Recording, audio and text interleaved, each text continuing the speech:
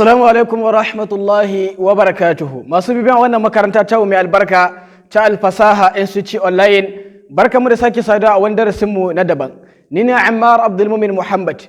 A yau insha Allah za mu ɗau darasinmu ko za mu ci gaba ɗaukan darasinmu akan abin da ya shafi koyan harshen Larabci. Dan wa idan wannan shine farkon ziyartar ka wannan tasha ta mu ta Alfasaha, kai kokari ka danna subscribe da alamar kararrawa ta bidiyo na gaba insha Allah da zaran mun ɗora zai same ka. ‘Yan uwa, insha Allah wani shi darasinmu na 11 a ɓangaren koyon harshen Larabci da harshen Hausa.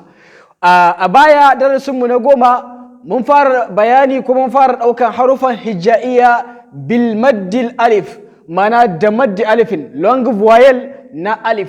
Mun ce long vowel a Larabci iri uku ne.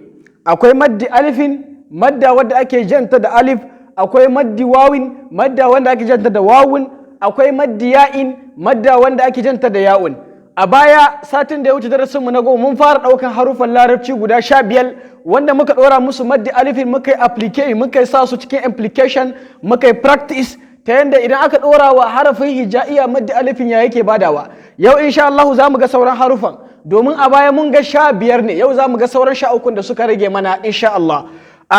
Kamar yadda muka ɗauki method mu ta baya, muna ɗaukan harafi ne sai mu mishi please maddi alifin sai mu ga me zai bada.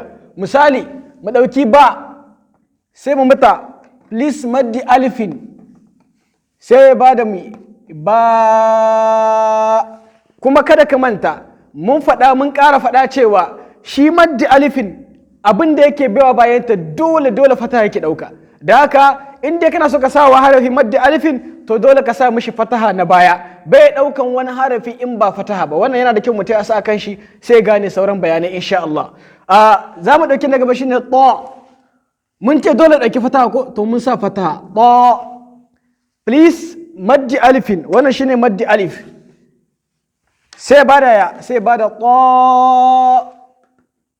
An gane ko? Ta.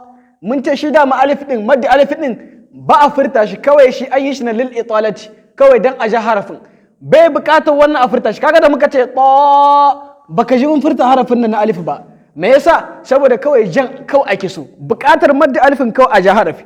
In dai an ja harafi to bukatar maddi alifin ta biya. An gane ko? Zo lis maddi alifin sai ba mu zo. Ain lis maddi alifin sai ba mu a. Gha lis maddi alifin sai ba mu gha. Fa aka ƙara maddi alifin sai ba mu fa. Qaf lis maddi alifin sai ba mu qa. Kawai ja kawai muke. Kaf aka ƙara maddi alifin sai ba mu ka. Lam muka ƙara mishi maddi alifin sai ba mu la. Mim muka ƙara mishi maddi alifin sai ba mu ma. Nun muka ƙara mishi maddi alifin sai ba mu na. Waw muka ƙara mishi maddi alifin sai ba mu wa. Ha muka ƙara mishi maddi alifin sai ba mu ha. Ya muka mishi maddi alifin sai ba mu ya. In yaso sai mu karanta su da ya.